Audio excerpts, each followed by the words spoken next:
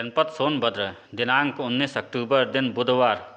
मौका था Singh auto agency रावड़गंज Sonbhadra में न्यू हॉलैंड स्माइल क्लब में नामांकन कराने और ऑथराइज्ड डीलरशिप में सर्विसिंग पर विशेष लाभ पाने के संबंध में।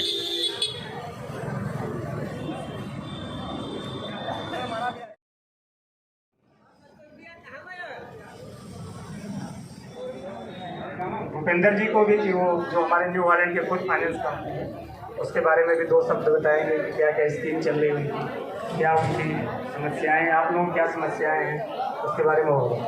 आदरणीय तिवारी जी। नमस्कार सारे किसान भाइयों और लोगों का।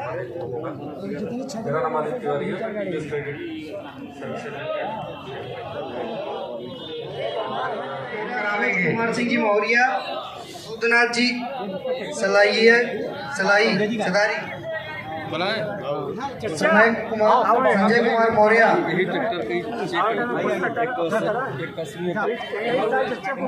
मारी मेवा, रमेश कुमार पटेल सुब्रूत, आशा देवी पनौली,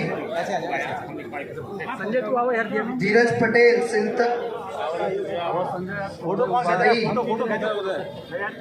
जितेंद्र प्रकाश पनौली, विजय कुमार सिंह कटोरिया, राकेश सिंह जी अलाई,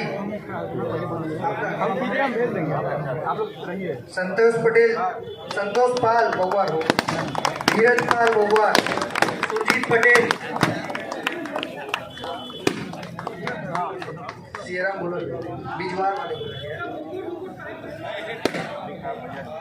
अभिषेक सिंह कहती, रामबली सिंह जी इमलीपुर, लल्लू, कमलेश कुमार मौर्य बबाइच, संदीप बबाइच, वेदमणि सिंह जी ऊंची कुर्द, देवमुनि सिंह जी ऊंची कुर्द, अनिल कुमार।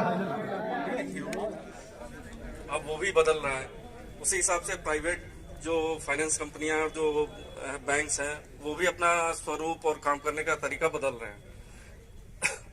पहले ये होता था कि सिर्फ ट्रैक्टर पे ही फाइनेंस होता था, लेकिन अभी कुछ समय से कंपनियों ने रोटावेटर हो गया, आपका लोडर हो गया, उस पर भी फाइनेंस करना स्टार्ट कर दिया है। क्योंकि अभी टीवीएस ने स्टार्ट कर दिया है, रोटावेटर और लोडर पे फाइनेंस करना स्टार्ट कर दिया है। तो सोनभद्र में हमारे विमल सिंह जी हैं जो इसको देखते हैं, पूरा सोनभद्र में देखते हैं। तो अगर आप लोडर ट्रैक्टर में लोडर इंप्लीमेंट अगर लगाना चाहते हैं, रोटावेटर लगाना चाहते हैं, तो उस पर भी टीवीएस फाइनेंस जो है वो लोन करना स्टार्ट कर चुकी है। तो अगर उससे अगर संबंधित आपको कोई जानकारी चाहिए तो आप काउंटर से आप या रमेश जी से या जो भी काउंटर पे जो लोग देखते हैं आप उनसे नंबर ले सकते हैं। और अभी इसमें हम और आगे अभी बढ़ रहे हैं कि जैसे कई बार ऐसा होता है लोगों को थ्रेशरिंग की जरूरत होती है, थ्रेशर की जरूरत होती है, तो ये सब चीजें ऐसी होती है कि इसमें बहुत मुश्किल होता है कि उधार करना। 1 लाख 1.25 लाख की चीज में अब आदमी उधार बिजनेसमैन नहीं करना चाहता है। तो उसमें एक स्कीम अभी लॉन्च हुई है टीवीएस से कि बाई चांस अगर आपका लोन कहीं से भी चल रहा है, किसी भी कंपनी या किसी भी बैंक से, और अगर आपने उसमें 12 किस्तें आप दे चुके हैं, तो हम आपको 1 लाख से लेकर 1.5 लाख रुपए तक का लोन आसानी से दे सकते हैं। अगर आपका जो अदायगी का जो है प्रारूप वो बिल्कुल सही है, 12 महीना आपने समय से किस्तें अपनी अदा करी हैं, तो उसमें हम 1.25 लाख रुपए तक का आपको आराम से लोन दे देंगे कम ब्याज दरों पे, ताकि आप, और वो पैसा सीधे आपके खाते में जाएगा। उस पैसे को आप जिस भी मद में चाहें, रोटावेटर चाहें, थ्रेशर चाहें, जो भी लेना चाहें, उसमें आप ले सकते हैं। इंटरेस्ट सर जो आप हमको पहले ट्रैक देंगे, आप मतलब कि जो आपका 12 महीने की जो आप किस्तों की अदायगी की है, वो अदायगी को देखते हुए ही हम आपको ब्याज की दर तय करेंगे। कई बार ऐसा होता है कि उसमें किस्तें टूट जाती हैं, पैसे की अदायगी समय से नहीं गई है, उसको नहीं, उसके लिए माफी चाहते हैं। ट्रैक रिकॉर्ड उसी के बिहार पे ही देते हैं, क्योंकि चूंकि ये अनसिक्योर्ड लोन होता है। देखिए आप ट्रैक्टर लोन लेते हैं तो ट्रैक्टर पे बंधक चढ़ता है, लेकिन रोटावेटर हो गया, लोडर हो गया, थ्रेशर हो गया, इस पे आप क्या बंधक चढ़ेंगे, इसका कोई आरसी नहीं बनता। हाँ, कार लोन का ट्रैक है तो कार लोन का ट्रैक दे दीजिए, पिकअप लोन है पिकअप लोन का ट्रैक दे दीजिए।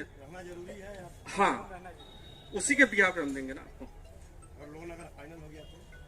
हाँ अभी ट्रैक आ जाएगा ना, 20 साल का आपका इतिहास बता रहा है। लोन लिए थे लेकिन वो कंप्लीट हो हाँ हाँ कर सकते हैं, कोई दिक्कत नहीं। हाँ देखिए, ब्याज की जो दर है वो नॉर्मल जो है वो 12.5% है इम्प्लीमेंट पे। एक्यूरेट जो मैं बताऊं, क्योंकि इम्प्लीमेंट जो होता है ये अनसिक्योर्ड लोन होता है। अब आप तुलना ट्रैक्टर की करें, ब्याज की दर जो निर्धारित होती है उसका निर्धारण का जो तरीका होता है वो होता है कि उसमें बैंक को या फाइनेंस कंपनी को कितना ज्यादा रिस्क है। ट्रैक्टर के ब्याज की दर अमूमन हम लोग तय करते हैं कि हमने ट्रक लिया तो उसमें इतना था, या हमने बड़ी गाड़ी ली तो इतना लिया, पोकलैंड लिया हमने इतना था। तो रिस्क फैक्टर जिस चीज में जितना ज्यादा रहेगा उसका ब्याज की दर उतनी ज्यादा रहेगी। रिस्क फैक्टर जितना कम रहेगा जिस लोन में, उसकी ब्याज की दर उतनी कम होगी। धन्यवाद। आपने एक बहुत अच्छा सवाल किया था कि जैसे कुछ लोगों ने कहा कि ऑयल कम होता है या क्या, तो उसका कारण क्या होता है।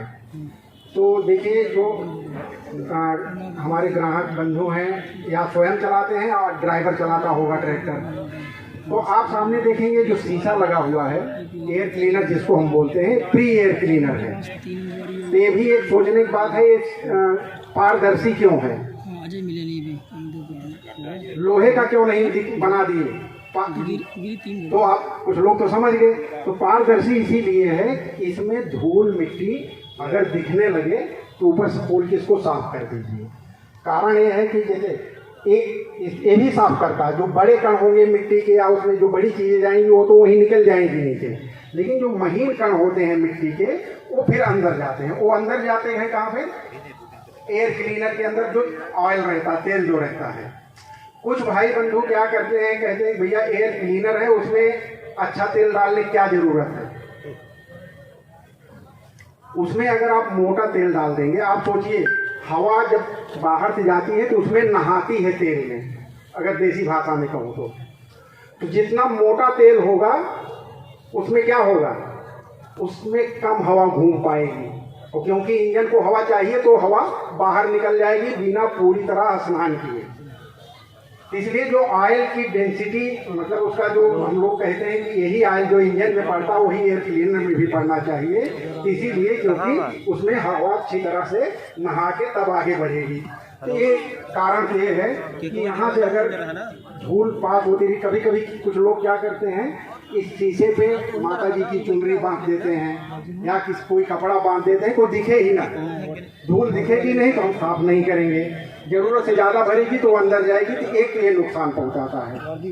दूसरा पॉइंट जो आपके हाथ में, इसको साफ करते रहें, नियमित साफ करें। 10 घंटा चला तो इसको खोल के ऊपर से साफ कर दीजिए, अंदर जाने की आप लोगों की जरूरत नहीं, क्योंकि सर्विस अगर हुई है, खास करके थ्रेसिंग सीजन में जब थ्रेसर चलता है तो उस टाइम क्या होता है कि हमें जो अंदर आयल है वो भी 50 घंटे बदल देना चाहिए एयर क्लीनर के अंदर, क्योंकि उस टाइम भूसा कूना मिट्टी पहुंच जाती है अंदर। कभी कभी कुछ लोगों अगर देखे होंगे पूछताछ पता लगता है अंदर सूख गया है, पपड़ी बन गई है धूल मिट्टी की, ऑयल इतना निकल रहा है। तो ये थोड़ा से आप लोग इसको देखें। दूसरा, समय से सर्विस होना।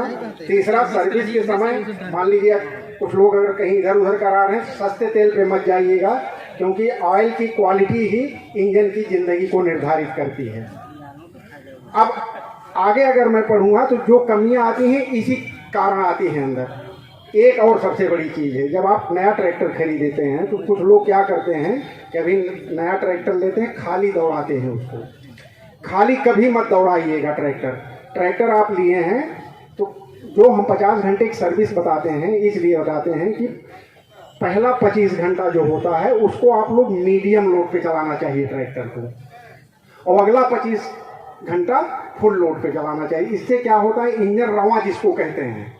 तो कुछ लोग जो खाली दौड़ाते हैं तो और रवां नहीं करना है आपको, वो ऑलरेडी हो के आया है, आपको लोड देना है, यानी कल्टीवेटर लगा के हल्के लोड पे 2-4 बीघा खेत जोत दीजिए जब नया ट्रैक्टर होता है।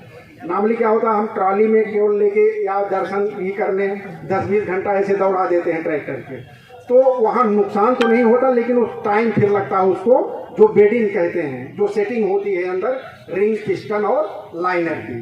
तो यही मेरा अनुरोध है कि आप लोग ये ध्यान रखेंगे, तो अगर और कुछ होता तो उसके लिए हम बैठे हैं। बहुत बहुत धन्यवाद। जैसा कि हमने पीछे कहा था आप लोगों के, हम समय समय पर नए मॉडल, नए ट्रैक्टर, नई गुणवत्ता, नई टेक्नोलॉजी लेके आते रहते हैं। ट्रैक्टर वही है जो फूल माला वाला है।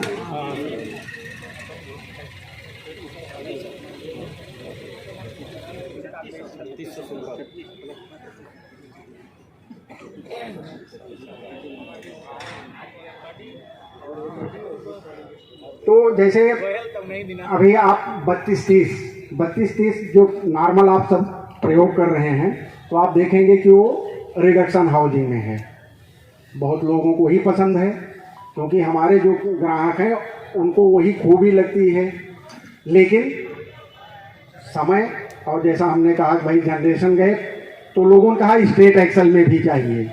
तो 45 HP में 32-30 का जो नया अवतार हुआ है, अभी जिसकी लॉन्चिंग होगी, आप सबको दिखाएंगे। तो उसकी खासियत ये है, एक तो 45 हॉर्स पावर का इंजन है उसका, स्ट्रेट एक्सल प्लैनेटरी ड्राइव, यानी कि सीधे एक्सल वाला, अगर आप लोगों की भाषा में कहें तो सीधे एक्सल वाला ट्रैक्टर है। और जैसे कुछ लोग एक जो मुख्य हैं, बाकी जो ट्रैक्टर पे किसी को जानना होगा तो हमारी टीम पूरा बताएगी आपको। और कुछ 14 नौ के टायर में चाहते थे कि 45 हॉर्स पावर में 14 नौ के टायर में ट्रैक्टर चाहिए।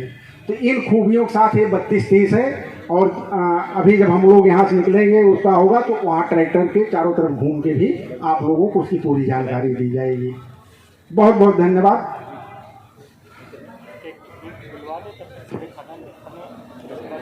न्यू हॉलैंड के तरफ से अब करीब कार्यक्रम हम लोगों का समापन के तरफ है। मैं न्यू हॉलैंड के कंपनी के हेड आदरणीय नीरज नौटियाल साहब से अनुरोध करूंगा कि हमारे सम्मानित किसानों को एक छोटा सा उपहार, जिसको अब दिवाली का सीज़न है तो दीपावली का उपहार भी समझ लिया जाए, तो मैं कुछ वो इन लोगों के हाथों से दिलवा दूंगा।